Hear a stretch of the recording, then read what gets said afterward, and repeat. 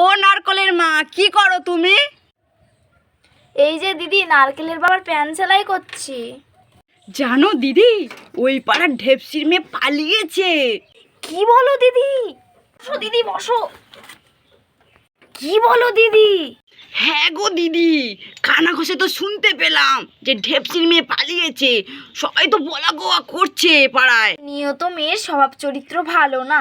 দেখনি কত রাত করে বাড়ি আসতো। এই নিয়েতেই আমি সেই দিন নারকেলের বাবার সঙ্গে আলোচনা করছিলাম। নারকেলের বাবাও তো সেই দিন বলছিল বাজারে কোন ছেলের হাত ধরে নাকি ঘুরছিল। হ্যাঁ গো দিদি, ওদের বাড়িতে তো মাঝে মধ্যে একটা ছেলে আসতো, যেত। ওর মাকে জিজ্ঞেস করলে বলতো ওটা বন্ধু নাকি।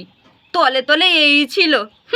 ডুবে ডুবে জল খাবে, শিবের বাবা ও টের পাবে না। বাবা, ঢেপসির মার কি দেমাক ছিল।